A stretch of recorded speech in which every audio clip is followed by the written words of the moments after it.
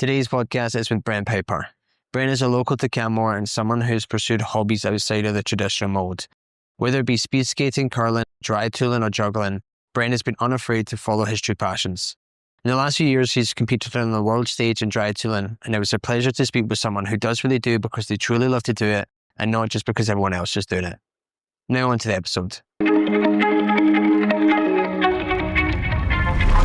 last time we were talking, you were talking about all the sports that you've done. So you've done if I remember correctly, so you've got speed skating, curling, triathlons. No triathlons. No triathlons. Cross country. Cross country. Yeah. Rock climbing. Yeah. Ice climbing. Yeah. Hockey. Backyard hockey. I never played league hockey. Right, okay. Is there anything else that I'm missing? I played a bit of badminton. I think those are most of them, yeah. I definitely, growing up, my parents were big on getting us into sports, and that's all the sports outside of school. Within school, as a kid, you play basketball and volleyball and all those other ones, and track and field and stuff. Track and field, I did javelin. Ironically, despite skating around an oval and running a lot, I did not want to run around a track. So I was like, I'm going to do javelin. That sounds fun. Throw the sharp, pointy thing. Yeah. And has sport always been quite a key thing in your life, would you say? I think so. Never in never in a this is all or nothing, but it's always been there. Mm-hmm. My parents were both very active. I can remember growing up, and my dad was kind of the, run in the morning before work, and when I was getting up, he was coming back from his runs kind of thing. And my mom coached she was a high school teacher, and she coached a lot of different sports. So I grew up going to cross country meets and stuff like that with her. And then was very lucky, definitely had the quintessential childhood with road hockey and biking and stuff growing up. But then our neighbors actually had a beach volleyball court in their backyard that was converted into a rink for the neighborhood kids in the winter. So kind of sport was always there. Yeah. That's cool. Yeah. I think, does it sound like your parents were obviously very sporty. Did they push you into it at all? Were they No. Okay. They definitely heavily encouraged us to do sports in the you should be active kids and it's community defined and it's good for you. Mm-hmm. But they were never we're going to, drag you and you need to do these sports and this. There's a reason I didn't do hockey because I never showed interest in playing on a team in hockey. That just wasn't for me. So I'm sure at some point they asked me if I wanted to play hockey, but I don't remember that and don't remember ever asking them to be able to play. And maybe that was because I had a backyard rink, so I never felt like I had to. Yeah, sure. Yeah. But yeah, it was always kind of there for us. And with regards to the sports that you did, do you think did you do more individual pursuits, or were you? Yeah, obviously, for the most part, I definitely lean towards the individual sports. Obviously, curling would probably be the exception within that. Mm-hmm. Of the main ones that I did, it's obviously a team sport. But otherwise, beyond that, it was always for me more the individual.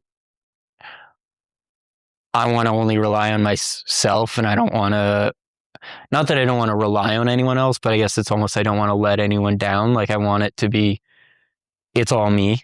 I'm the one that for success or failure, it's because of me kind of thing. Mm-hmm. I think, yeah. Yeah, I think I enjoy individual pursuits, but I think it's just, I like the practicality of just doing what I want when I want. Yeah, totally. I kind of hate it when you're waiting on someone, and maybe it's just because I don't have any patience, but yeah, I think I've definitely leaned towards the individual pursuits as well. But for you, it sounds more like it's because of the control aspect in a positive way where you're I want to be in charge of my own outcome. Yeah. And I definitely have a lot of anxiety in life. And so I think probably a lot of that was also just, it's easier. I don't have to interact with other people. That's true. Yeah. Do you mean like social anxiety? Yeah, social anxiety. That's really funny because I would never have thought that. I mean, I don't know you too well, but you don't seem the type. Or is it just that you're older now? No, I definitely still have it now. I don't know. I guess it's weird. I guess if you ask other people, they on average would say I'm more of an extrovert, and like, but I think I'm an extroverted introvert, and that I still need the contact with other humans and the interaction and stuff like that. But I also can fairly easily exist just on my own, doing my own thing. And yeah, just that perception of, I think there's a lot of that like perception of how people might see me that leans me off to doing things on my, being by myself and not having to interact too much. Once I'm in a comfortable space, I'm very like outgoing and extrovert. Like I've done theater and stuff like that as a kid and super enjoy it. And, Halloween, wearing costumes and stuff, I love it because I can be a different person and a different thing. But yeah. I would say I'm the same. I feel like I'm very socially antisocial. Yeah. Like my go-to would probably be chilling on my own, but and I don't mean it to sound like I'm forced, but if I'm in a situation where I have to be social, like I can be. And it always surprises me when people say to me, they're like, oh, like, you're really social or you're really confident. And I'm like, dude, honestly, I've got this so wrong. Yeah, no, I'm definitely the same. I can have a day at home just hanging on my computer and watching movies and doing my own thing. And I'm perfectly content. But sometimes you need that interaction, and other people would probably say like, no, you need human interaction for you. I'm like, I don't think so, but yeah, I think sometimes, especially as I get older, I can be too comfortable by myself. Yeah, I honestly could spend a weekend. I mean, still doing stuff, but like, I could honestly go a weekend not doing anything social at all, and honestly get to the end of the weekend, be like, that was sweet. Yeah, that's great. Yeah, it's great. I did nothing. Yeah, I did nothing at all, and it's fantastic. I now have a partner, like, that doesn't bother me as much, but I think when I was single and I was doing that, I was like, wow, I'm actually quite alone. Like, I would kind of laugh about it. I remember, not in a sad way, but I do remember being like, wow, I actually am quite alone now. Yeah. But when you have a partner, it's different because the two of you, you're doing whatever. You're always doing something. Even if you're alone, you're together. Yeah, even if they're just in the room. But yeah, I think the social anxiety, I think it's quite funny how I think I would say I'm also quite socially anxious, but I fill it with conversation. Like I think the quietness is what I find quite awkward sometimes. So therefore, like, I'll talk a lot, which I think gives this false perception that I'm like really social and stuff, but I'm actually like feeling incredibly awkward. So I'll just like keep talking. Be like, this guy won't shut up. Yeah, I can probably go both ways. You can probably either find me at a party, like happily standing in the corner, just kind of watching everything going on. But then other times it's, you're not going to get me to shut up. Yeah, no, I know. I think sometimes it's funny how people would probably meet me. People could meet me one day and I'll be like dead social and chatty and that, and they'll meet me the other day and I won't be rude, but I'll just be like dead quiet. And it's funny how if you only meet people like once or twice in your life, like they can have a complete different perception of you than someone else, just because in that moment you were, you're either in your quiet mode or your kind of social mode. I was saying that's quite funny. Yeah, the human perception is a strange thing. How we see people. Yeah, I try and think to myself, like, don't judge someone so harshly in a moment. I did it. I actually did do the other day where a guy was being a dick to me, and I was like, and it was just a stranger, and I remember being like, that guy's a dick. And then, hours later, I'm like, you know what? Like, you never actually know. You don't know what his day was and what he was doing. Maybe he is just a dick, but I mean, maybe it was a bad day. I've no doubt done that to people as well. Right? Yeah, same. I'm sure. With regards to the sport, so so with regards to that though, you've done like a bunch of different things. Like, how come you think you have done so many different things as opposed to, like, say, just sticking to the one thing? Oh, I think there's probably a couple. I was never, let me start that again. There's probably a couple reasons for that. One of them being, like, I was never standout at any one sport. Like, the jack of all trades, master of none kind of thing. So it was kind of, and a lot of those were while I was in elementary school and high school. And so it was kind of, well, I'm going to try it and see how it's going. Some of them, curling, for example, didn't really have a progression point at the age that I was doing it at. It was kind of every year was, we're going to introduce you to curling. But then after, even after the first year, I'm like, well, I don't need 3 weeks of being introduced to curling. I know how to do it. I'm ready for the next step. And then after a few weeks, like, it was a great program. So I did that for 3 years, but it just kind of was, well, it doesn't make sense for me to keep doing this. And that would have been around grade 6. So 12, I guess. There was no school programs like where I was. You had to be in high school for any kind of school competition in curling. So it didn't work. And I was just wanting to try different stuff. Probably at that age, like speed skating was definitely the one that took over the most. I started that around grade 7 and did that all through high school. And then after university, I coached for a couple of years. And that was the one that, like, again, I didn't find a ton of success in it. I was decent. I was very small at that time. I was, I did not really start growing until grade 12. My driver's license when I was 16 said I was 5'3", and I'm 6'1" now. So I had a bit of a growth spurt. Mm-hmm. So I was a small kid and stuff. So yeah, it was just, I never really felt the drive to focus on one specific sport at that age and growing up. I would get, like anyone, where you get attached to one thing for a while. And so there's a lot of different sports through then. It was juggling in university. Yeah. Did that answer the question? Yeah. Yeah, I think I was going to ask as well, do you think you're someone who enjoys variety more than the same thing over and over? Yeah, definitely. And I think it's what probably attracted me with climbing. Mm-hmm. Like, I tried to get into the gym a bunch of times through my life of just doing weight workouts to put on some actual mass onto my body, and never really stuck, in part because just going to the gym never really attracted me. But then once I found climbing, it was, I'm getting exercise out of this, plus I'm learning, every time's a different route, or I'm problem solving the same route and trying to figure it out, whether to finally be able to climb it or climb it better. And so climbing became a lot of that exercise thing for me. And same with juggling, was like the problem solving in a way for the patterns, like learning new patterns, and especially doing passing. It was really fascinating for me. Like, it works your body, but also your brain in a different way. And I was going to ask, how do you get into speed skating?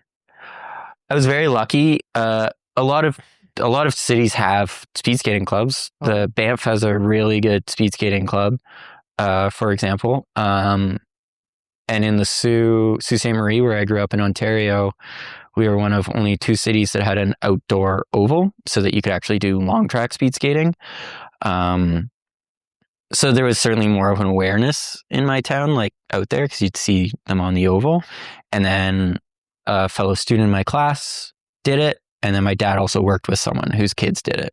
So it was kind of, again, the curling had ended, and it was kind of like, well, what other sports do you want to try? Do you want to try speed skating? I was like, sure, that looks cool. Saw it in the Olympics, looks fun. Get to wear long, sharp blades on your feet. Sweet. Yeah. And so got into it at that point. Mm-hmm. And yeah. Because I think it must be, because in the UK, it doesn't seem to be something, but it kind of makes sense because in the UK, it's so heavily dominated by like soccer and rugby. And yeah. Whereas obviously I would assume in Canada, like speed skating isn't as... it's not as hidden away. Yeah. It's definitely still, we're a hockey country. And especially Sault Ste. Marie is very much a hockey town. That's kind of what most sport revolves around, certainly on the boys' side and on the girls' side. So yeah, it's not a huge sport, but it's more out there in the public consciousness. Yeah. And did you follow any of the curling controversy? Yeah, so because Brad Jacobs, so the skip for that team, is from Sault Ste. Marie, so he's from my hometown. So he won gold in the Vancouver Olympics, and his entire team at that point was from the Sioux.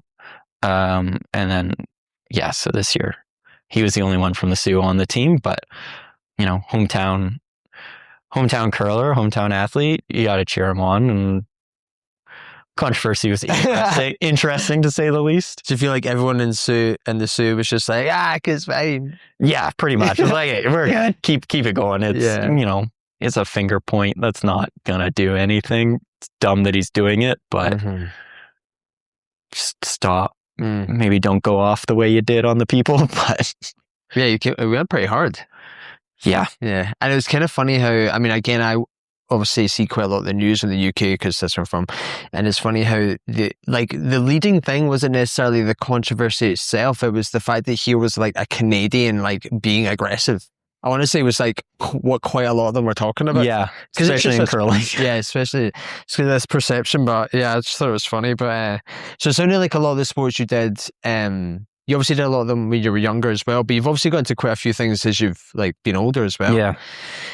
I was going to ask you, like, because I feel like a lot of people as they get older, they don't like to pick up new things because they don't want to be seen as a beginner in public. Like I hear all the time about, I actually do like to go and do like weights at the gym, and whether it's my girlfriend or someone else would be like, yeah, but I don't want to go because like, or even just friends, like guys who want to go and they're like, yeah, but like, I don't want to go because I don't really know what I'm doing. And then everyone's just going to think, and I think it's fundamentally just that they're to a degree embarrassed to be a beginner in public. You've obviously done so many different things, and even as you've got older, you picked up new sports. Like it doesn't seem like you have that same feeling. I definitely have the feeling.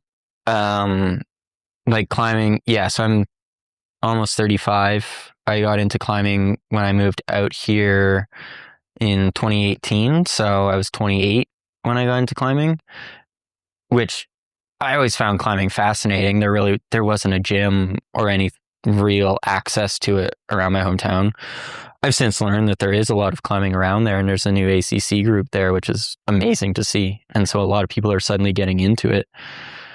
But I didn't have access to it when I was growing up. And then I only kind of really got into it here because when I came out, I was working for Sunshine, and you could get a discounted pass for the Sally Borden. And I was like, well, there's a climbing gym there. And one day I finally, I was like, all right, I'm just going to go do it, try it. Let's push past, again, the social anxiety of like exactly that, of people seeing me not being good at this sport, and try it. And got hooked pretty quick. And a lot of that definitely had to do with, I was pretty privileged with some of the guys that worked at the gym there, saw something with me that I was like decent, and really encouraged me, and were really good about convincing me to come back, essentially. Not explicitly saying you need to come back, but in just, saying, hey, try this. Like, you look like you're moving really well, but, stand up on your feet. Don't just try to haul yourself up the wall. Like, try this body position. Even just offering me belays to be able to try climbs that weren't on an auto belay. And that really helped me keep coming back and get comfortable in it. And I think it's something that I've tried to carry forward of like, if someone says, oh, I couldn't climb, like, again, if I go home and talk to people, like, that's crazy that you do that. It's like, you can do this too. Anyone can do this. Anybody can do this. And it's a sport, I think, that's really interesting, that it's, if you can find the right community for the sport and the right gym and stuff like that, you can have the same amount of encouragement for everyone, no matter your level. So someone climbing, assuming anyone listening to this knows the V grades and the climbing grades, anyone climbing a V0 or a V1 and struggling on that, I think should have just as much encouragement as someone climbing on a V8 or a V9 or higher, because that's the problem for them and that's where they're at. and it's the equivalent amount of work for them. So like, they should get the same cheers and the same like, hey, try this little minutia of movement. And I would hope that even them watching me would offer that to me as well, trying my projects and stuff like that. So I think it's really fun for that. And juggling was similar with that everyone starts somewhere, and that's an activity that I really find people are like, I could never juggle. It's like, no, you can. You're probably trying to learn from watching cartoons, which is not the right juggling pattern to learn how to juggle.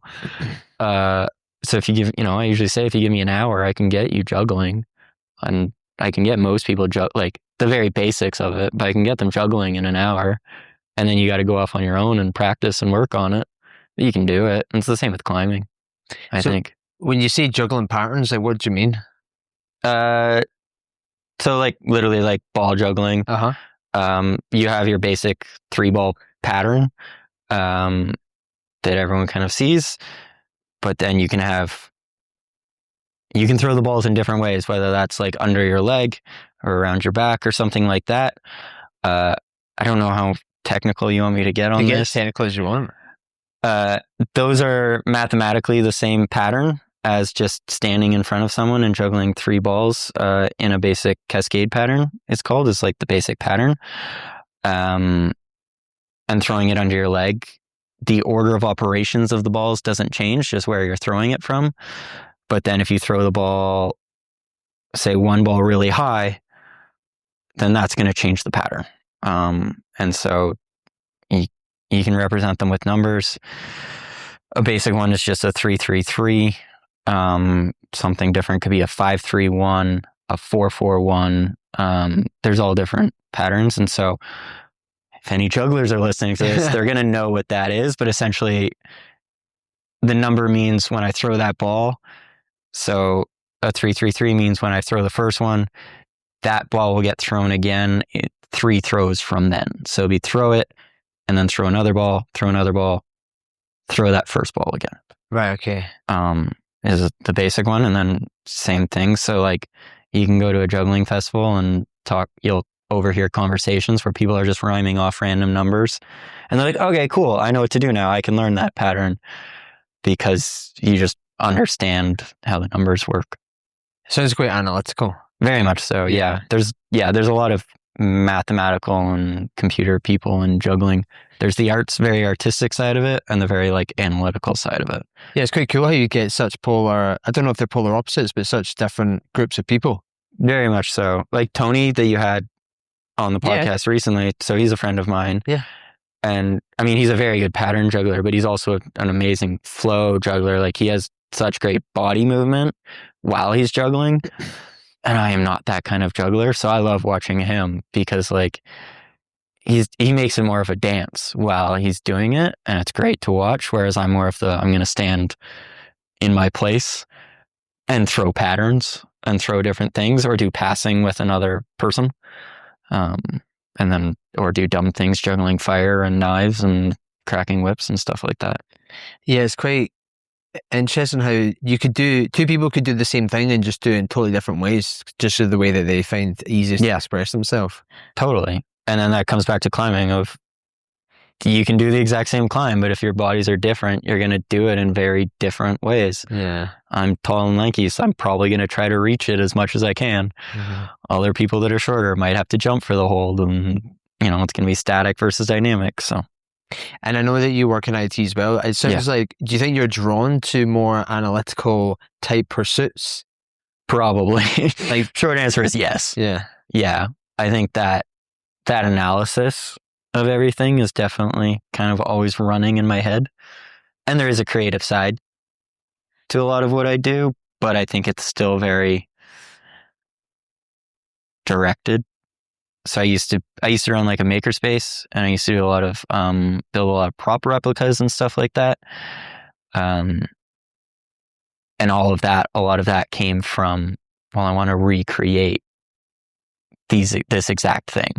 So it's I can take the frames of the movie or whatever and figure out exactly how it looks, what parts they use, stuff like that. And I can be very good at that, but trying to come up with things out of my head isn't as always easy. So my mom was also an art teacher, and she was actually my teacher for grade 10 art. And she can paint a lot of things just from her mind and come up with it. Whereas I'm way more easy of like, cool, here's this plant in front of me. I'm going to draw or paint that. And I can recreate that really well. So that like analytical, like I have a specific end goal. That's what I'm going to reach. How I get there might get creative and different, but I know where I'm going and I can see that result. And so juggling, you have juggling a successful pattern. Climbing, you have topping out the route or getting a move, like nailing a move down, figuring out that. But yeah. Well, mate, why do you think you're so analytical in your approach to things? I really don't know. I've just kind of always been like that. I've always been like, I laugh about it. And I laughed about it then. I think it was grade 10 or 11, in your yearbook when you have the like most likely to do this, mostly whatever. A bunch of people in my class got together and voted for most likely to stay best friends was me and math. And so in my like one of my yearbooks from high school is literally a photo of me and a calculator / my math textbook, like grinning there. So I've always been like a super genius is what you're saying. Oh God. Definitely not anywhere near that. Yeah, I was definitely not the math type at school. No. Yeah, I was more like the English. I liked reading books. I don't know why that was my thing, but when I was a kid, I used to love reading books. So math was definitely never my strong pursuit. But I can understand your idea with regards to like climbing and juggling like that. If you have that analytical mind, like there's a lot of patterns, a lot of movements, a lot of stuff that if you can kind of dial that in, it obviously helps massively. For sure. And with climbing, like especially once things start to become a lot more minute as you move up grades and get harder. So like, and also it becomes a sport of failure a lot more if you don't want to completely get down on yourself, you have to find the positives in it. So it's like, yeah, I fell off of that, but I understand where my hand should be now. I understand how I should take that hold now. So then I can use that and then become more efficient past it and through it and continue it. So there's a lot of like, it's, I'm going to grab this hold and move my foot here and switch my hand, change it, like, all those tiny little movements. You kind of have to be analytical at some level. Yeah. And with regards to dry tooling, so you were saying you think you got into that fairly recently as well? Yeah, so I got into that 2020, so 6 years ago now. Yeah. Which again was one of those guys from the Sally B that had been the first winter of COVID was kind of like, hey, we're going to go dry tooling. You want to try it? And I was like, sure. What is that? Like I'd never ice climbed or anything before. And he was like, yeah, bring your ski boots. That'll work. Like we're going to get you up. I was like, okay. Ski boots? Yeah. So there was no one with mountaineering boots that I could borrow, and I did not own mountaineering boots. So for my like good number of my first sessions, I eventually found some secondhand at Switching Gear, some mountaineering boots, but I was hauling my ski boots up to the crag everywhere with me. So up to like the playground, the big main crag here that's, solid hour or whatever hike in. I had ski boots hanging over my back. Which now if I bring anyone up, I'm like, no, let's find you some mountaineering boots or just bring your climbing shoes. Yeah. It doesn't matter. You don't have to wear crampons. But with him and with everyone else, it's like, no, you got to wear crampons. So like ski boots. Oh my God. And then it was practicing without crampons. So I was edging the holds and climbing in ski boots. So I got very good at finding the small edges and stepping off them in ski boots. Yeah. Yeah. So that guy just then, I wonder why he told you to wear ski boots. He just thought... that's what crampons will fit, right? Yeah, like beyond mountaineering boots, that's what they'll attach to is ski boots.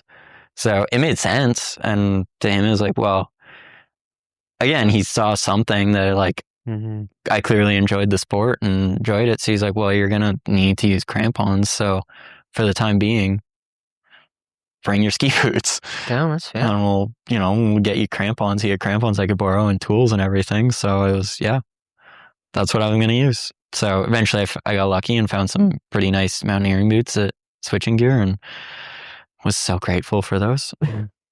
Yeah, especially after ski boots. It's also a good lesson in not letting the gear like hold you back. No. They're just doing it anyway. Because I think a lot of people do that as well, where they're like, oh, I can't get the brand new set of mountaineering boots that I want, so I won't even bother doing it. Yeah. And it's dry tooling and ice especially kind of, it's a big entry into it, right? Like you can rent climbing shoes at any gym or anything like that, but if you're not explicitly going out with a guiding company, there obviously is companies that rent out mountaineering boots and that you can get them from, but it's not as easy when you're just taking a friend out. Or you don't realize. I didn't realize that there were companies that rented that. So when I've brought friends, it's always just, I'll find you boots to wear. I'm not going to make you bring your ski boots. I'll find you boots to wear or bring your climbing shoes. Bring something and we'll make it work. Like it's a weird sport. So it's just, we'll make it work. Yeah, I was going to ask as well, do you feel like dry tooling, even within the wider climbing community, is still itself quite a niche thing? I personally think so. It's growing. It's becoming more like you go up to the playground now in the fall and it's packed. Which is amazing. It's great to see. It shows we need more crags for dry tooling, which is tricky to find. And there's more coming out every day or every season. Like people are bolting new crags for it. But yeah, it's growing a lot. And most people tend to use it as just an entry point into ice climbing. These are their off-season training. It's too cold to go rock climbing. Not enough ice out there yet to climb any ice. So go dry tooling. And that's kind of how it started too, right? It was both for ice and for mountaineering, bigger routes and stuff like that. People realized that just cragging on rock with your ice tools made sense. And then it became its own thing. So, and I don't climb that much ice, which gets confusing for people when I tell them I'm on Team Canada for ice climbing. I'm like, I don't actually climb that much ice. I pretty much only dry tool. I like ice climbing, but again, the entry and the mentorship for ice can be hard to find, and I could find it more on rock and find the rock more interesting for dry tooling. So I've kind of stuck to that for myself. And with regards to crags, excuse my ignorance here, what would be the major difference between just like a normal rock climbing crag and like a dry tooling crag? You couldn't just use the same ones. No, dry tooling does affect the rock considerably more. In the sense of like damaging it? Yeah. Right, okay. So your crampons will scratch the rock a lot. Your tools will scratch the rock a lot. And you'll also slowly wear out holds with your axes and your crampons. So it's not something that you can kind of share. So it tends to, by appearances, if you stumble across a crag, they look the exact same. Like they're bolted in the exact same way. They're protected in the exact same way. But yeah, you don't share them. Yeah, I would assume that people who only rock climb would not want someone to like dry tool at their climbing site because it would just kind of ruin it and wait. Yeah, you're going to ruin it. And dry tooling thankfully lends itself to the crags that don't work well for sport climbing for various reasons, whether it's the rock's too crumbly and is going to break off. Tends to be where the dry toolers end up because sport climbers don't, rightfully so, don't want to be there.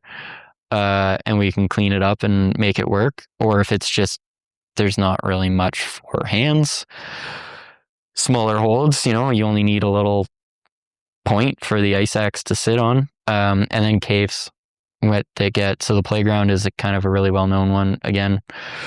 Has a huge cave section that is just big roofs that you're really not going to find sport climbers on. But the dry toolers, that's where we like to hang out. And when you say cave, do you mean like inside of a cave? being stupid there. Yeah. Not like I'm gonna like, you're not going cave diving for it. You're not like crawling in through a little entrance, but like if you come across a large cave, like opening cave, what you would think of, just a very large depression into the side of the mountain. I'm trying to think of how, like, it's not a super deep cave as you look at it. Like even the playgrounds one pretty much has a bit of a vertical wall and then slowly ramps up and out. But it's very steep overhanging roofs. And so you're doing what's called figure fours and figure nines through a lot of that. You don't have to do those, but that's certainly what a lot of us like to do. What are they? Good point. Figure four. So it's basically means that you wrap your leg over your arm. And so that's what you're hanging off of instead of keeping your feet on the wall. If you wrap your opposite leg over your opposite arm, that's a figure four. If you wrap the same leg over the same side's arm, that's a figure nine. Because if you kind of look at them, maybe it looks like a 4 and a 9. Yeah, skew your eyes. Debatable. Yeah. So you do that, and you can do that for various reasons, whether it is there's just no feet, you're going to do that, but then it can also help you actually get more reach in certain positions, and also then can sometimes help keep your tool engaged more on the hold. So it's not just done in roofs, it will be done on vertical roots. And if it's a very small, like precise hold, that then you have to do a big reach off of, where standing up normally you might pull out, which would result in you popping off the hold. If you put yourself into a figure four, then that's going to keep engagement on the tool down, and allow you to stay on that hold and get a good reach up off of it. It's weird. More patterns. Yeah, more patterns, exactly. More number patterns. Yeah. And I mean, you just said there, and last time we chatted, you were incredibly humble in your achievements and I guess like level. But you do, you have competed internationally, and you do compete on like the world stage fundamentally. Not fundamentally, you do. Yeah. Yeah. If podiums isn't what you're chasing, what are you trying to find when you're going on to like these stages to compete? Community. I think there's a part of me that wants a podium. I'm not at that, even within, as much as I might be at the level to be able to competing at that level, to say the word again. I have I can be realistic and know that at this moment I'm not chasing the podium. I'm chasing the best that I can do for myself. But you find really good community in it. When me and my partner Rye went up to the Edmonton World Cup 2 years ago now, the first time they hosted it, we just went to watch, and pretty much everyone that we met was like, "Oh, so you're competing?" And I was like, No. And they're like, "Oh, like, no." And they're like, "So next year?" And you're like, "Maybe." Even the woman who was in my hotel, like I was going back to the room, and I'm blanking on her name, but she was from Korea, and she had just won both that competition and the overall championship of the season. And I congratulated her on it. And again, she was like, "Oh, thank you." And her next words to me were you competing? I was like, "No, I wasn't." She's like, "Okay, so next year," again, the same like order of operations of words. Like I'm going to keep saying it, it's a weird, dumb sport. Everyone's just excited that we're all jazzed by it, and we're out there doing it. So you find a really good community. Like you talk to, I'm friends with athletes now from other countries, and like can interact with them and can figure, like you talk to each other about the routes and about what went right and what went wrong, or before what you think you should do and how it goes. And then, you're competing against each other, but you're still friends. And that's really nice to find within it, that you don't have to feel like it's all about results. And maybe that'll change as it goes, and especially as the sport grows. They're trying, hopeful for being in the next Winter Olympics in France. We'll see. We'll find out in like June or July, probably, if we're in, and that might change the dynamics of the sport a lot. We'll see how it goes, but I think it's still going to stay enough of a small and niche one that everyone's going to be friends. Yeah. And it's quite interesting to hear you say that, because for someone who would think of themselves as socially anxious, like, it's quite interesting that the first thing that you mentioned of getting out of it is the community side of things. Yeah, because I think a lot of my anxiety comes from like anxiety around the unknown. And so like definitely, my first competition was last year in Uray, Colorado. And a bunch of us from Team Canada piled into a van and drove for 20 hours to get down there. And so suddenly we were all very good friends with each other by the end of that van ride. And again, that competition is a really open, they've been running that one for decades at this point, down there. And it's during a festival, so you can get comfortable really quick. And I think that's where I can, once I'm comfortable in a scenario, I can like transfer that around and I can be better. Definitely walking into the spaces at first. And especially, with this, it's like, well, I watched the sport before, so I'm seeing the people that I've never, that I haven't met. And I'm like, oh, I've watched you climb. You're so good. And then you start talking and you're like, they ask you a question. You're like, oh, okay. You're another human being. And you can get comfortable with it. And again, I think that's where that extroverted part of the introvert can come in, that once I find that comfort in a space, I can be better. And I can find that I definitely climb better when I'm having fun and I'm laughing with everyone.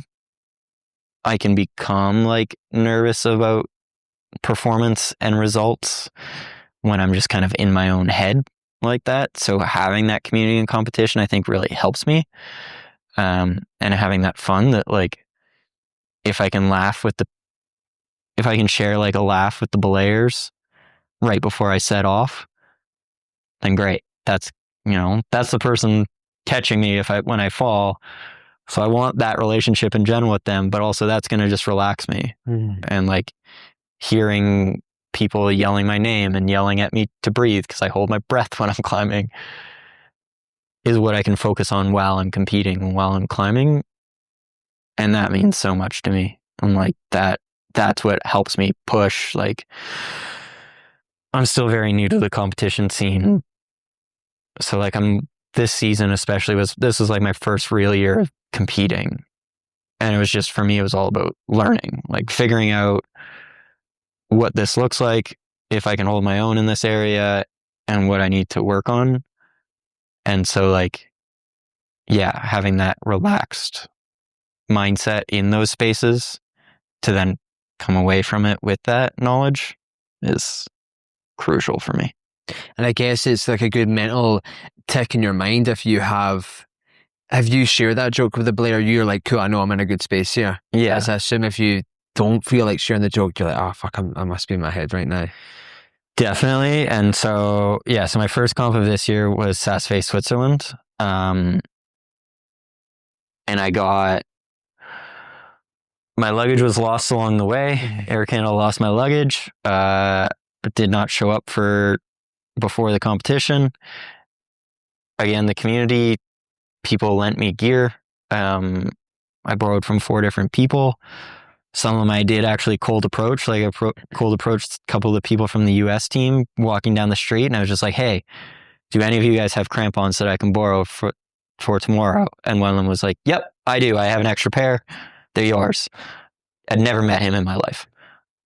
And he lent me his gear. Others like shared and we swapped between our goes. But still being on that, other people's gear and then watching others go in the qualifying routes, I was definitely in a very negative headspace. Very negative headspace before getting on the wall for my first qualifier.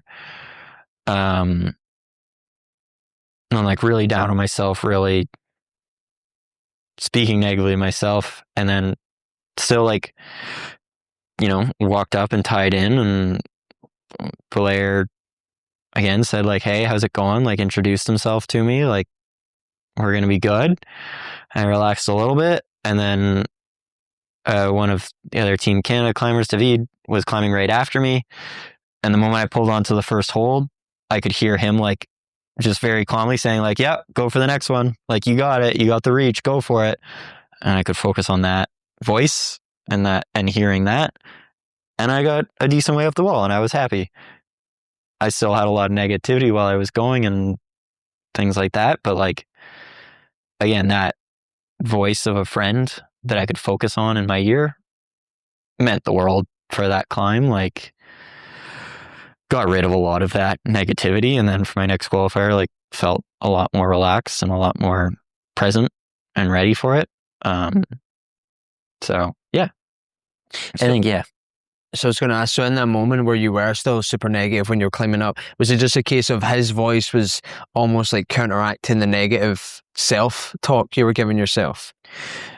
Yeah, and it was something, I think it was counteracting a lot of that, even in just the saying of the like, yeah, you can reach that. Mm-hmm. And then like being like, oh, I can reach this, like actually getting it, where I'm looking up, I'm going, oh, that's a big move, I can't reach that.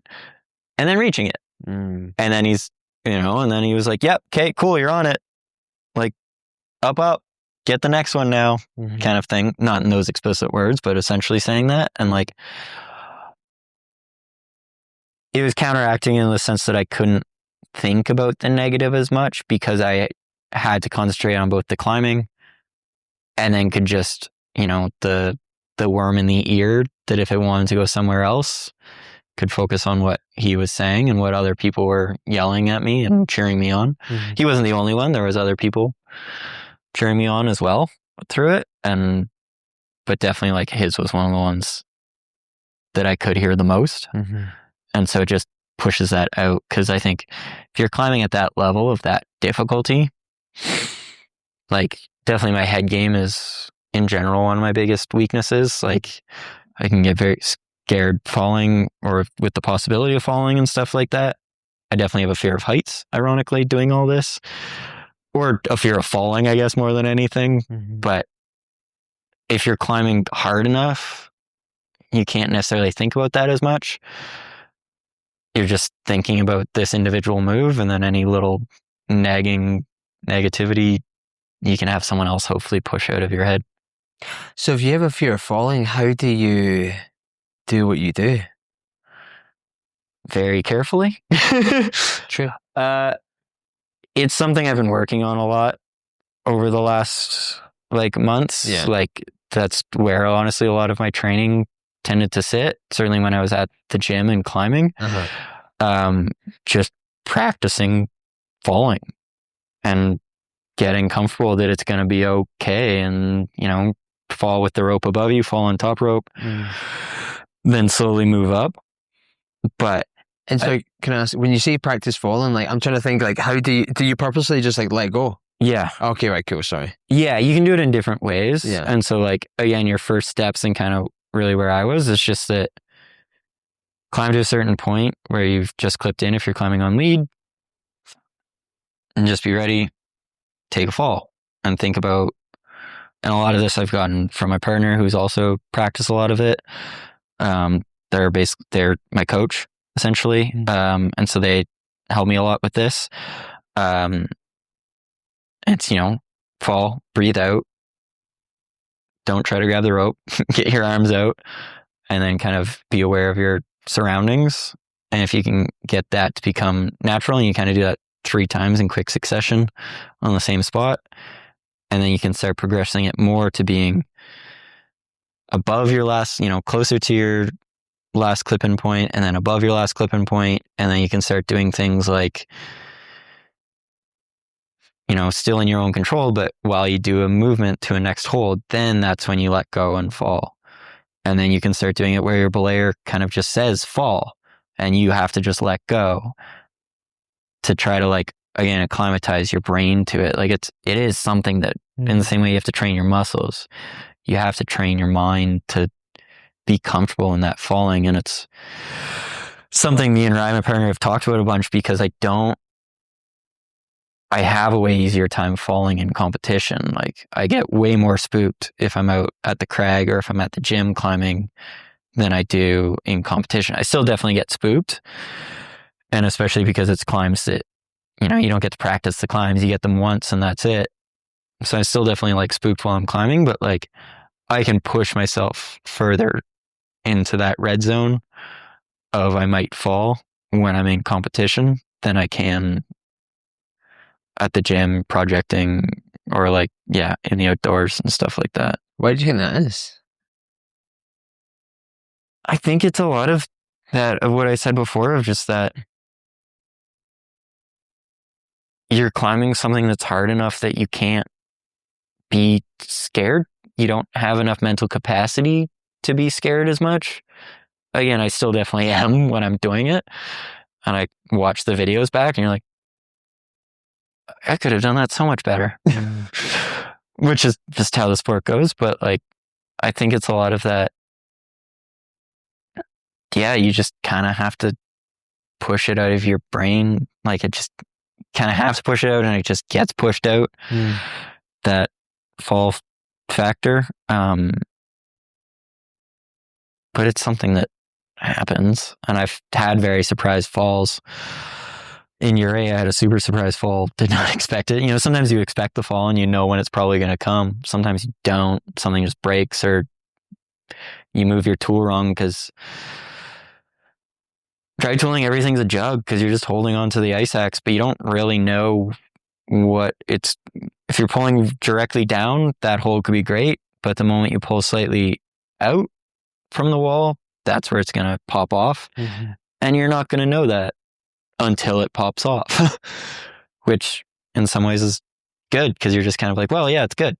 I can feel this. It's good. So I will move off of it. It's not rock climbing. You're like, oh, I can feel my hands slipping. I can feel, how bad of a hole it actually is. You really don't know until you're off. That's so true. I would never have thought that. Yeah. Because obviously you can feel it with your fingers, but you can't feel it through the tensile of the axe. No, you try, you hook onto something, you wiggle it around and find your best point, but you're never going to be totally sure. Just kind of is. And when you've gone to, so you were talking about doing, done a competition in Colorado, Switzerland, up in Edmonton, the UIAA. What's been the most surprising thing once you've got onto like that kind of competition level, like world stage? Oh my God. Surprising thing? Yeah. I'm going to give you an awkward long pause. That's okay. Inside this.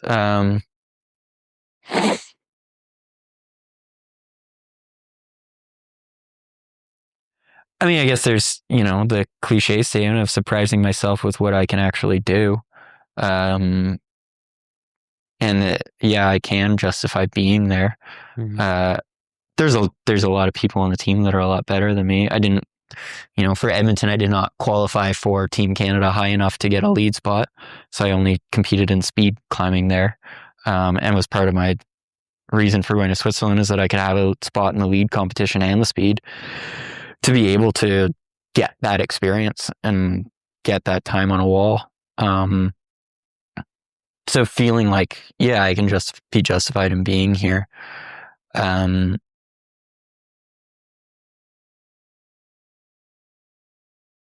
But in terms of external surprises to everything,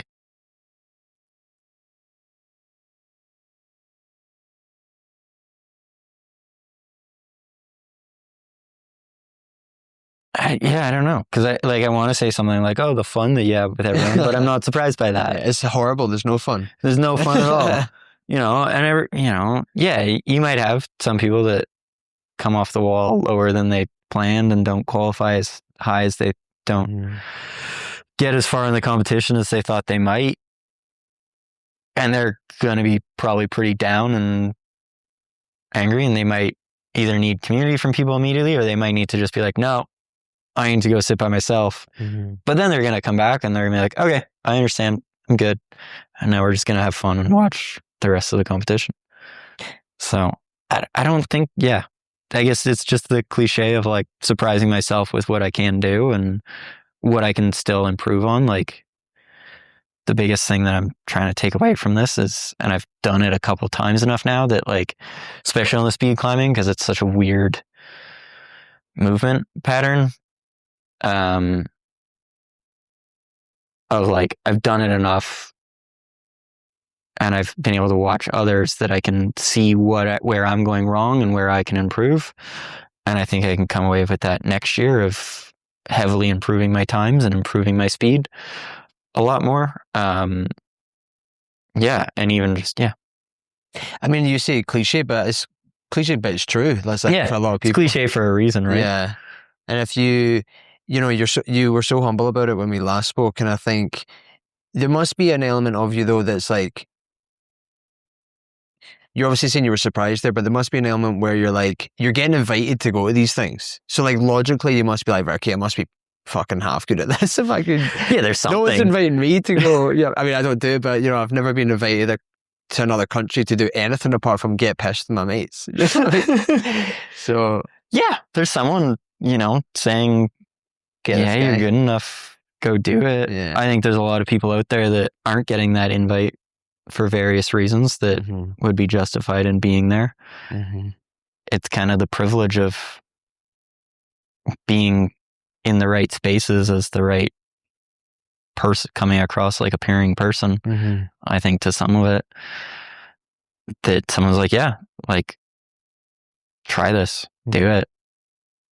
So there's the privilege to that too. But yeah, you know,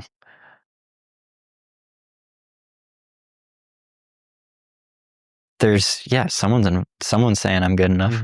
So clearly I think that's something I have to tell myself too, is that no, you're meant to be here. Like you're valid. You're valid in being here is probably the best statement. And that was where I was getting very negative on myself in Saas-Fee, was that like, I shouldn't be here. Like I'm not at the caliber. I'm not at the whatever. Like I shouldn't be here, but I should be. Everyone should be. Everyone that wants to be there should have equal opportunity to try to be there. And yeah, I'm one of the lucky ones. And is it weird, like you've said it a couple of times now, but is it weird to, like, you are on Team Canada? Like, I know you were saying there's times where you're on the lead in the speed climb. Yeah. Is that quite a surreal thing to just be like, Bren, I'm on Team Canada? Yes. Did I have that like stitched into like my clothing? Be like, Team Canada.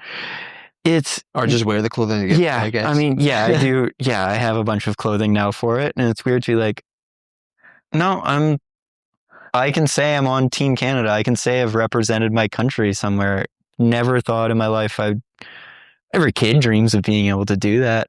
I never thought I'd get that opportunity. But here I am. Have you sang the national anthem anywhere? Like on a, you know how they do that? I mean, no. I guess I know how to sing. Yeah. Sorry, I didn't mean in general life. But I guess I guess I'm thinking, because they do that usually if it's like first, second, or third is what I'm thinking. Yeah, no. So Team Canada is still pretty. We have a couple people that have been on the circuit for a long time, but we're definitely a pretty new team, and we're coming up a lot. A lot of the competitions until recently were mostly in Europe. So we just didn't have, you know, until a few years ago, it was pretty much, do you want to be on Team Canada? Cool, you're on. Okay. Like, you can go. So this was our first year of holding an actual trials competition to be on the team. And even last year was kind of more of like, you had to submit a resume of your climbing experience and an application. And that was kind of how the selection was done. And then this past year was our first, we had a trial competition in Edmonton to make the team, and that's how we got ranked towards it. So it's growing within Canada, and like, I'm on the team right now. I'm going to keep fighting to stay on the team, and I'm going to be putting in a lot of work over the next year to stay on the team. But I'm also excited for when I'm not on the team, because someone takes my spot, because that means the sport's growing. And like, we have a youth team now in Edmonton, and those kids are crushing it. They're doing so good, and they're going to be so strong once they hit the circuit, and it's going to be great. So yeah, I'm enjoying it while I can, and my parents are definitely enjoying getting to brag about that I'm on Team Canada. I think that's probably where I hear it the most, and from friends back home and stuff like that, that here it's kind of par for the course in some way. I don't know. I mean, that doesn't seem right. I don't know. That seems taking it down and not accepting, again, what it is for what it is. But I mean, it's a legitimate brag. Like, my mom and dad brag that I've moved to Canada. Not that I've even done it. You know what I mean? So the fact that they're bragging that you're on Team Canada is like, yeah. So it's a legitimate brag. No, yeah. It's exciting. It's cool. I have friends that have reached. I have a good buddy that's in the NHL, and he's played for Team Canada. And I want to make sure the right competition's the World Cup of hockey. He played for Team Canada, and it's crazy seeing him do that. And it's funny when I talk to him that he's excited to talk to me about climbing, because it's so far out of the realm for him that he wants to talk to me about climbing and about what I'm doing and stuff. So that's where I get to feel it, and that's where I get to brag a little bit about it and stuff, you know. But yeah, that's cool. Yeah. And I was advised by a mutual friend to ask you about an after party at the UIAA where apparently juggling and fire were combined. There's a story to this apparently? Yeah. Do you feel comfortable sharing it? No, I don't care. I'm always happy to. My partner is definitely gonna laugh about how much juggling I've been able to sneak into this conversation, because they know I like to talk about it. So in Uray last year for the after party, there was outside, kind of just in a parking lot, which is great, and the DJs and all this, you know. The after parties are definitely a big thing for all the competitions in a great way, because it's been a hard fought competition.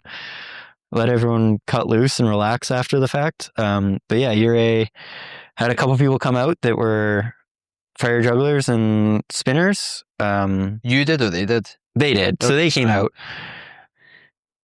Like a couple locals kind of brought their stuff out and were performing for it. And so then, of course, because my friends that I was down there with and well aware that I juggle fire and I'm a juggler, were kind of like pushing me to do it. And we're like, no, you need to go. We need to be able to show you off. Yeah. Go do this. Be with your people. Yeah, be with you. Exactly. Be one with your people. And so, of course, you have to approach the jugglers, and I'm like, hey, can I do it? And they're going to look at you like, I don't, what's your credentials, right? Like, no, I'm not just going to hand my stuff to anyone that walks up. But they had some other stuff, and I was like, no, I can juggle. And someone else that was there had actually seen me juggle previously with balls and stuff. And he's like, yeah, no, he's good. He vouched for me. And so I got to grab the torches and do some fire juggling with some new friends. Again, combine two activities that I'm real jazzed on, and do some fire juggling. How do you juggle fire?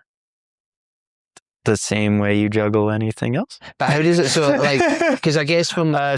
It'd be like juggling clubs. It's not like balls of fire. That exists. Yeah. That is a thing that's out there. But the main way that everyone kind of sees fire juggling and how I do it is with juggling torches. So they look very much like a juggling club. So it's a long handle with then a wick on the end that is actually Kevlar. And so you soak that in kerosene and then light it on fire.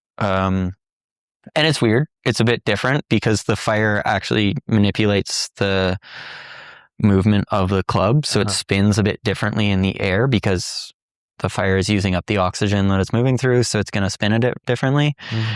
And then if it's pitch black out, you can't really see the handle. So you're trying to catch the opposite side of what you can see because you can only really see the fire.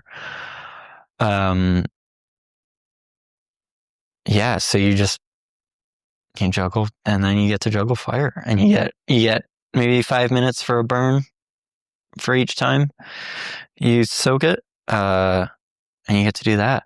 And I do it when I've done some performance stuff with it. I do it on like top of milk crates, and then a balance board on top of that, and then I juggle fire or knives. And that's my like dumb human trick for my like showstopper for when I perform. Did not do that for the after party, but that was my get some cheers and some confused looks from people that don't know that I do that. I'm assuming that was Sarah Lily. That was Sarah, yeah. I assume she didn't know that you did that. She did not. She was aware that I juggled, and she was one of the ones kind of trying to push it, but had never seen me do it, so didn't know to what extent you would just go to like an after party and start juggling like kitchen utensils, like. Yeah, that was which we were talking about parents listening to this. I don't know if I've ever told my parents this. My like university party trick was, you have a couple beers and then you juggle the beer bottles.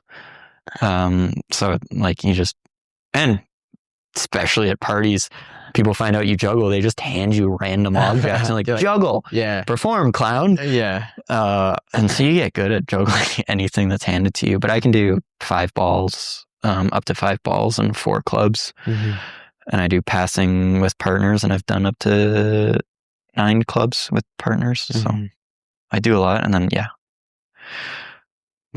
I was president of the juggling club in university. Oh, right. So high echelon. Yeah. But you should get like did you ever get like a card when you were the president? No, I wish I had. Yeah, you could just give it to people. Yeah, I wish I printed that out. Yeah, which again, similar to climbing, like if you look out to the external world, I'm above average of climbing, but of juggling. But if you put me at a juggling festival, I'm pretty mid. Mid tier. But I'm still decent enough to perform and stuff. So. And I was going to ask you with regards to like kind of external, not recognition necessarily, but external metrics. If you're like competing, and even like, I guess juggling isn't necessarily what I was thinking there, but with, I guess, competing with like the climbing and stuff, how do you measure a good performance when, say, what's the word I'm looking for? The result itself wasn't great. So you were like, I've had a really good performance, but say I didn't actually but I didn't like place well. Yeah. Like, how do you internally be like, nah, that was still good? Yeah, I mean, there's definitely a part of me that thrives on external validation, and that's probably why I like doing things like juggling and performing in competition, that there is an external validation to it. But when I don't perform as well, and especially in climbing, I think, and I kind of referenced it before, is that finding what worked. So finding if it's a competition, then it's like, oh, that was a really cool move, and I pulled it off. Like, I wanted to do that. I wanted to get to that move. I wanted to do it, and I did. I think you can get a lot of satisfaction in that, in the like minutia of it. Speed climbing, it's I knocked half a second off, or I knocked, at the point I'm in speed, I'm probably knocking a couple seconds off each time I do it. And like, that is very satisfying. In speed, I'm not speedy at the moment. I'm speedy. That I'm not like, not speedy and the speedy. Yeah, in comparison. But like, I'm improving every time, and I'm getting better, and like, that's super satisfying. And speed, lead and speed is, you fall off, you're done. Like, that's where your go stops. Lead climbing, it's at least, you get a score based on how high you made it. Speed climbing is just did not finish. So I think even just, maybe my times aren't amazing, but I got to the top and I got official times on all of my goes. So that's always very satisfying for me. It's just, it's trying to find that. And you'll get some of it, because you'll be down on yourself, and you'll get some external validation from someone of saying, no, you did, like, that was really cool. You did really good on that. You did this, this, and this. And it's like, oh, I didn't notice that, but thank you. And now you can think about that. Like, you can use that to grow and improve and learn. And are you quite good, like, when it comes to bad performances, would you say that are you good at just like kind of chalking up and be like, it's not my day, or does it kind of eat away at you? It can definitely eat away at me. I've gotten better. Again, I think in the competition side, like, I haven't done it enough to have that, like, metric to heavily compare my results against other competitions or something like that. I used to do some local like bouldering competitions, and definitely that when I didn't have good results, I could feel myself like becoming pretty negative off of it. But finding that, trying to be good about seeing that I'm being negative and trying to flip that script. I think like sometimes you need someone to push you into doing that. And Rye is very good for doing that for me when that happens. But like, I don't know. It's tricky because sometimes not sitting in the negativity, but like you just have to sometimes, right? You have to be dark and gloomy for a little bit to then come out on the other side. I think that answers the question. Yeah, I mean, I think what you were just saying at the end there as well, like, I think something I learned as I got older is like, when I was younger, I think I thought that you were supposed to be happy all the time. And like, the reason you have multiple emotions is because you're supposed to feel all those emotions. You're supposed to be angry at times. Like, there's points in your life where it's a correct emotion to feel frustration or anger or sadness or whatever. So I think sometimes just like actually not, because also I think the more I have at times tried to fight an emotion, it kind of makes it worse. You're not just letting it run the course through your body and just be like, I'm just going to be gutted for a day, the rest of the day, and I'll wake up tomorrow and I'll probably be fine. Yeah. Yeah. You know, if you don't have a fluctuation of emotions, you know, happiness is supposed to be an excessive upbeat positivity and a high emotion.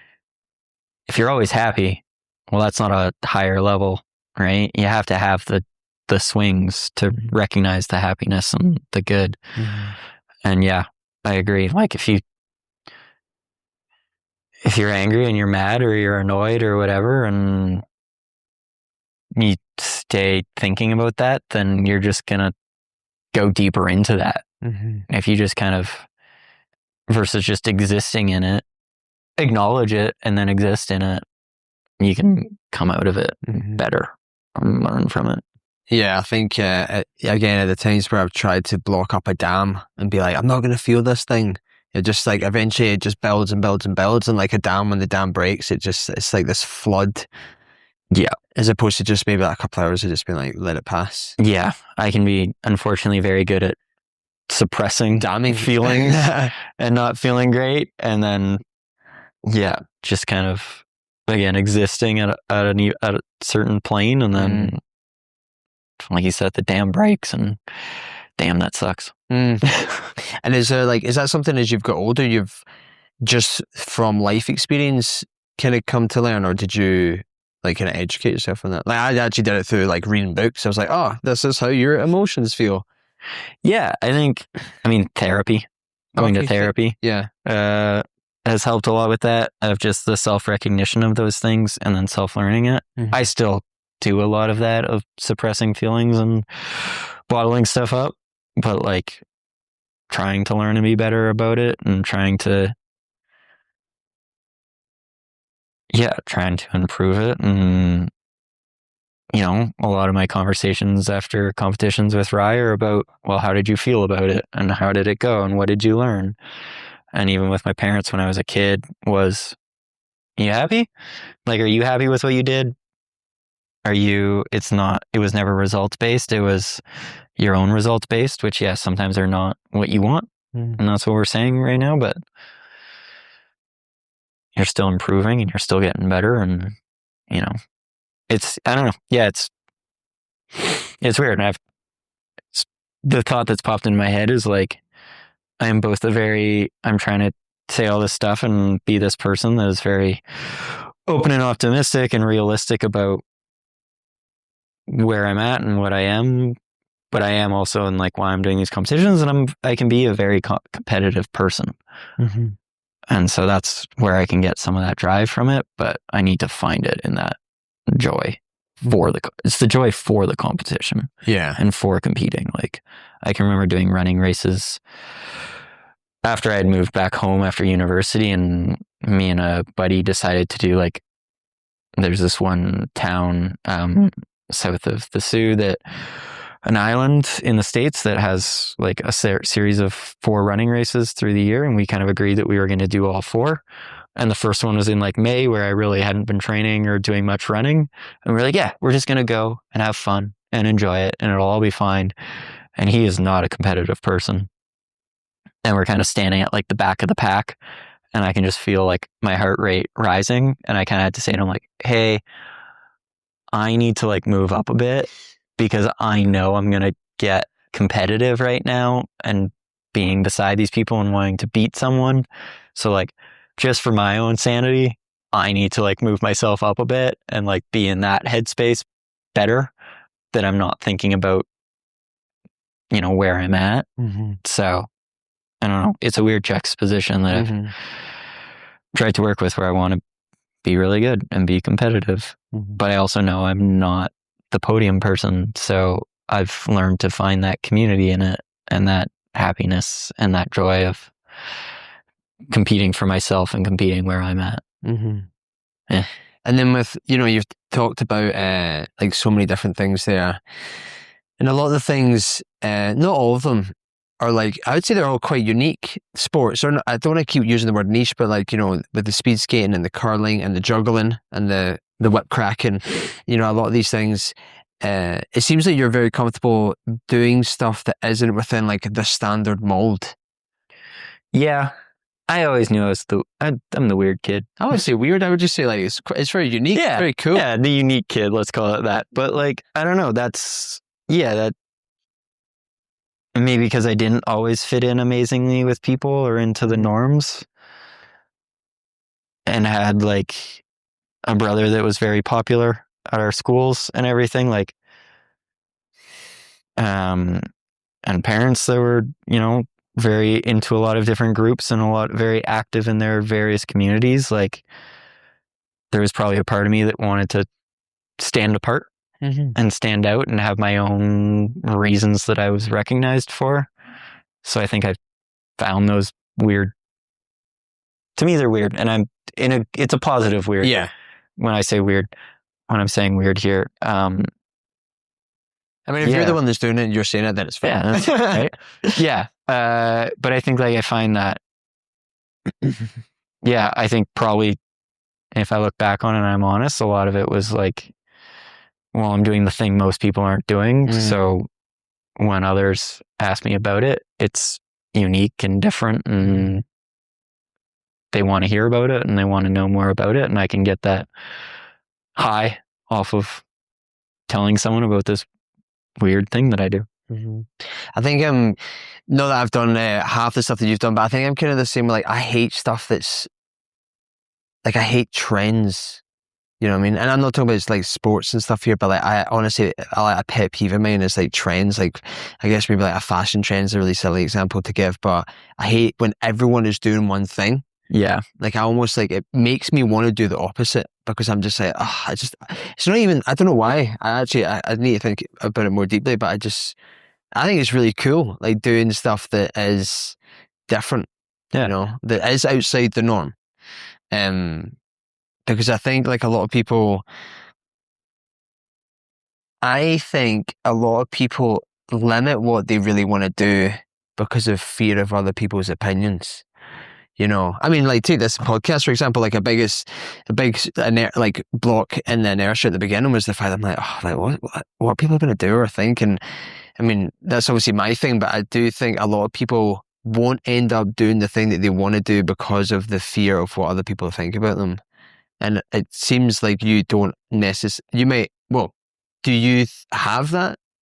Or do you not necessarily have that and you're just more comfortable being like, you know what, this is my passion, this is what I want to pursue, I'm going to do it regardless? I think, it's a lot of like, well, this is what's interesting me, so this is where I'm going to do a dive in on and find if I start that again. Yes. I think like I can thrive off of that esoteric, and I think I can.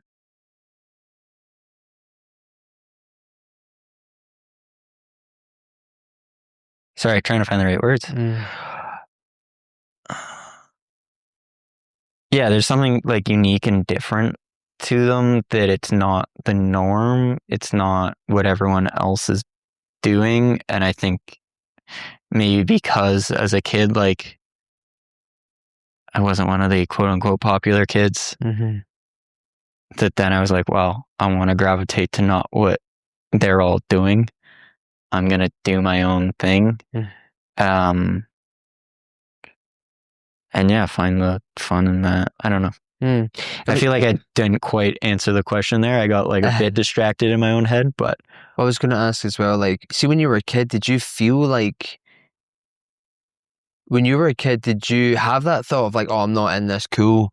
Definitely. Did you? Yeah. Yeah. Oh yeah. I knew for sure that I was not like, I had friends. I had like good friends, and I still know a lot of the guys that I went to elementary school with, and I still consider them friends, but I also knew I wasn't like the go-to or the like popular, that the in crowd or kind of anything like that, right? And like, yeah, certainly seeing it with my older brother, who, at least by my perception of him, I should say, like was one of the cool kids, and also did a lot of sports and was very good at a lot of those sports and did a lot of different things. And like, you know, growing up, I was, oh, you're Mitch's brother. And even when I went to university, and at that point I could laugh about it, but we both went to the same university.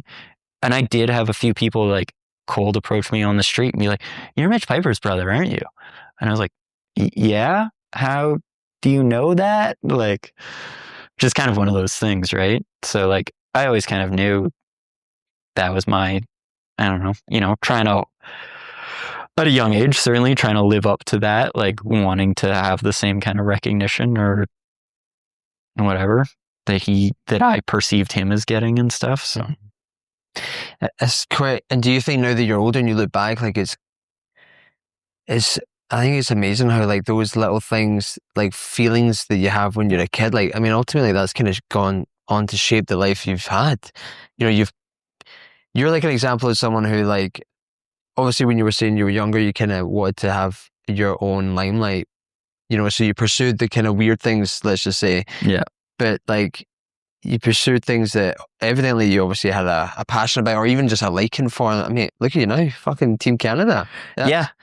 Amazing. I mean, no, it's worked out for me. But it's weird how like that kind of insecurity as a little kid has now like totally shaped your life. And I mean, I'm not saying that as like, I have no doubt the exact same, where like the things that if I were to think about it, like I was insecure, like I was really insecure as a kid, I guess, about like probably how I looked, like my weight and stuff. Yeah. I just was, I guess that's a really common one.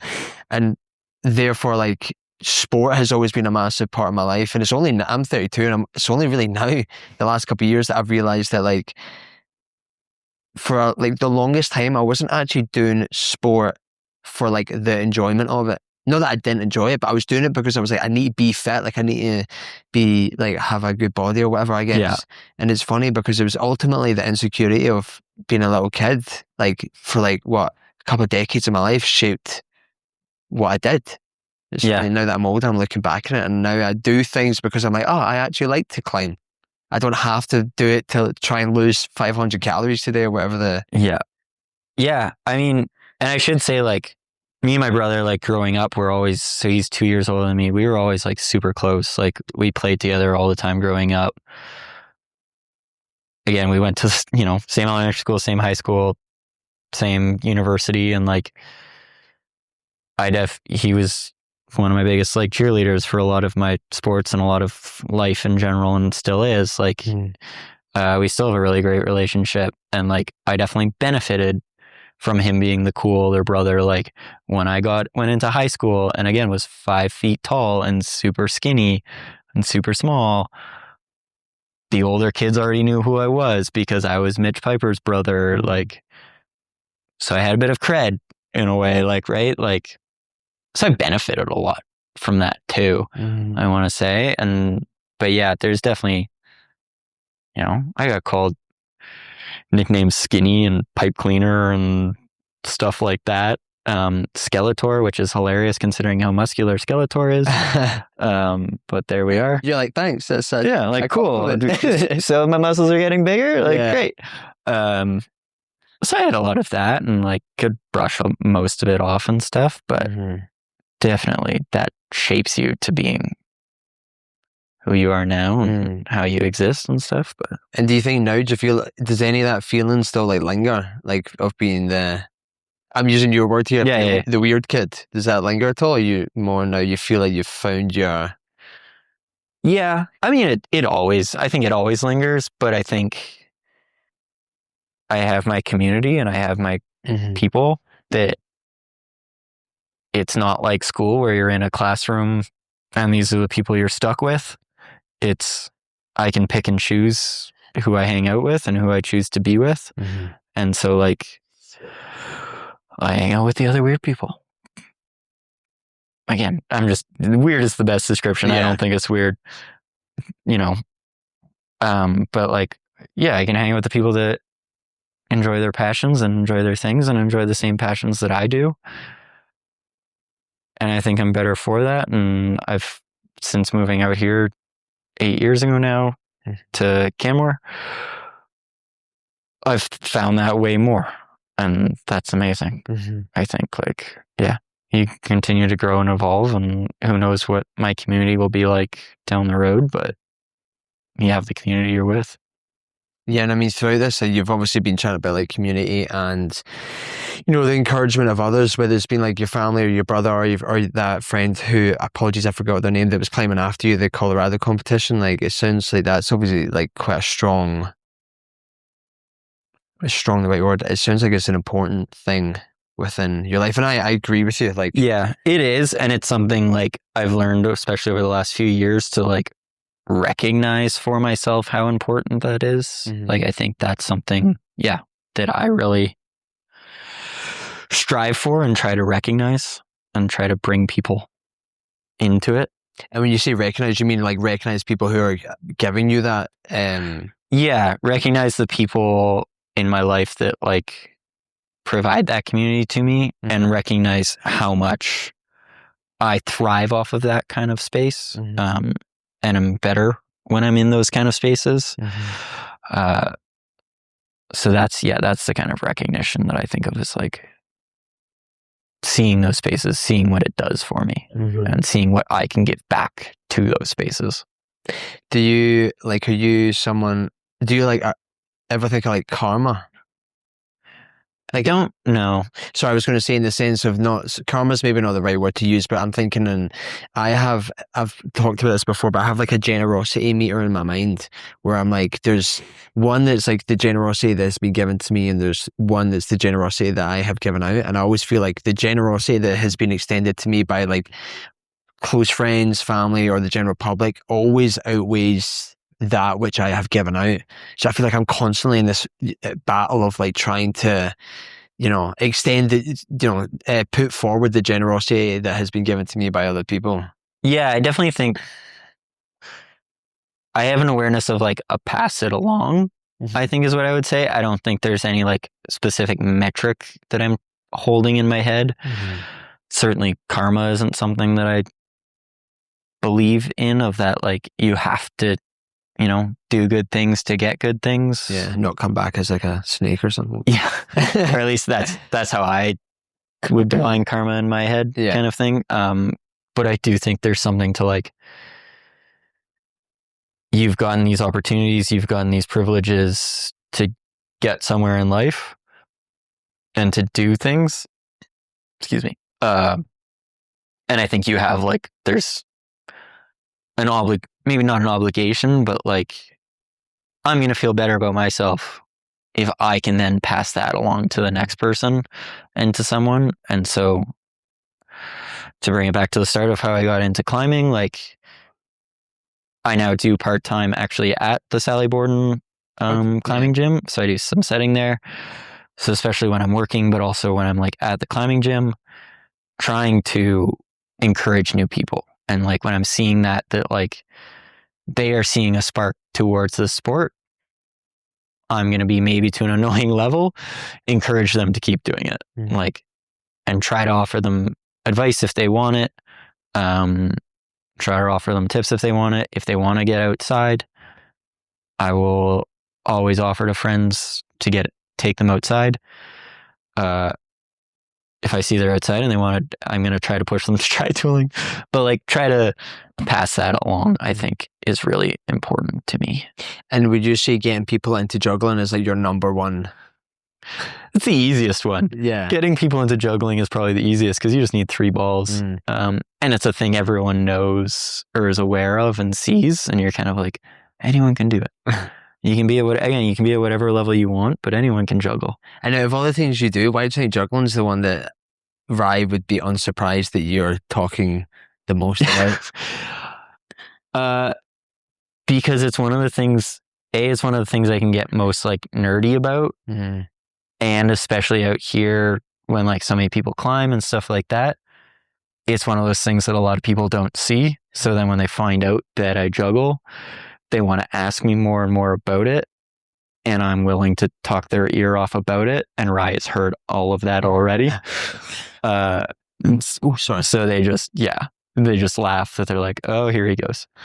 He's gonna talk juggling. Has Rye ever given you like a, hey, in this context, don't speak about juggling? I say that because so obviously like mine is, I mean, I talk about podcasting a lot to my partner, and we had done something, right? No, we were on like a date night. It was like a proper like, let's go on a date night, right? And we were driving back from it, and I think we bumped into someone or something like that, and I was like, oh, fucking, like they would actually be really cool to like talk to. And my girlfriend was like, later on, once we'd got home, because I think I chatted about it for quite a while, she said to me, she was like, I know you love this, but like, when we're on a date, don't fucking talk about it. And I was like, fair enough. I was like, okay, fair enough. Yeah, I don't think so. They know that it's a passion of mine, and so don't really. I guess like just thinking about that now, and you know, you were talking about being younger and wanting to like have your own thing. It's actually very true. Like juggling is, anytime I meet someone who says that they can juggle, you immediately want to ask them like a ton of questions about it. Whereas now, obviously, I actually do like MMA. So like, say I've met someone who was into that, I probably would chat to them. But if someone mentioned like hockey or even soccer or rugby, I'd be like, ah, cool, yeah. Yeah, I've seen it on TV. I know what it is. But if someone says juggling, I'm like, oh, dude, tell me more. Yeah. So it's quite cool how the thing, I could totally see how as a kid, like that actually would lend itself to being like, oh yeah, ask me all these questions. Yeah. No, definitely. And then just before I let you go here, so if someone, so we're older now, 32, 35-ish, by the sounds of it. Yeah, in like 2 months I'll be 35. Yeah, so older. So I think we're at that age where, you know, it was kind of what I was saying at the beginning, when I think sometimes people that are older get put off trying new things because for a variety of reasons, right? But you know, I feel like you're quite a good example of someone who, as you said, you know, at the age of 28, you got into dry tooling and look where you are with it now. Yeah. If someone was older and they're listening to this and they're like, oh, I really want to try this new thing, but I feel like it's too late. I feel like I'm too old to jump into this new pursuit. What advice would you give to them? Just do it. I mean, I'm trying to remember the exact saying, but like, you know, if you think it's too late now, you're also going to think it's too late in another 10 years when you realize you still could have done it. So like, yeah, I can't remember the saying. There's way better sayings out there. Yeah. Like the worst time to start something is like, anyways, I think, yeah, just give it a shot. Again, I think climbing and juggling are both activities where people ask me about it, like, oh, I couldn't do that. It's like, no, you can. You absolutely can. And you can get enjoyment out of it. So just try it. And if you don't get enjoyment out of it, then stop. Do something else. Find something else. But like, don't let, especially age and the world we live in of health and nutrition and everything out there, we're all becoming in general fitter. And we're also, if you feel like you're out of shape, you can get in shape, probably like in better shape doing it. Or you can get in shape for that activity doing it. Yeah, I feel like that was a bit of a ramble. No, which is generally how I converse. But yeah, just I think everyone has their limitations, their self-imposed limitations. And I think if they tell anyone, I have that conversation so much with people where they say, oh, I can't do this. And it's like, no. And like, I can see though that you can, right? A lot of those limitations are self-imposed. So like, listen to what others are telling you, that you can do this, that you can try it, that there's an avenue for you within whatever activity, sport, whatever you want to do. It exists and it's there. Like, you can do it. Well, look, I appreciate you sitting down with me and chatting and driving all the way from Canmore to do this, because I think, the reason I want to talk to you is because you're clearly very passionate at the things you do, and I think the things you do are unique. You call it unique, call it weird, call it whatever, but I think it's really cool. I'm always fascinated with people who do stuff that is kind of outside the norm, and yeah, I just appreciate you kind of sharing that, because I think there are probably a lot of people who would like to do new things and they kind of get put off with the idea of like, oh, well, I'm too old or whatever. And I think that idea of just doing it anyway, just try it. Because as you say, I think I heard a thing, probably maybe what you were thinking about, where it's like the best time to start it was yesterday, the second best time is today. That's the phrase I was looking for. Yeah, something like that. Yeah, that's a better saying of it. Yeah, I've also probably butchered it, but yeah, because I was kind of even the same with this. Like, I honestly want to do like a podcast thing for like a decade, no joke. Remember, I'd been like 23 traveling and be like, I'm going to do it, and then I just never did it, but it just ate away at me for so long. I was like, for my mental sanity, I at least need to try it. And if I try it and it's shite, I'll just stop doing it. But yeah, I appreciate you. Thank you so much for sitting down with me again. No, thanks. This is fun. Like you said, you gotta, accept the praise or whatever for it. And getting invited to do a podcast feels weird and imposter syndrome-y, but it's easy and it's fun and it's nice to talk about stuff, and you learn and figure out as you talk.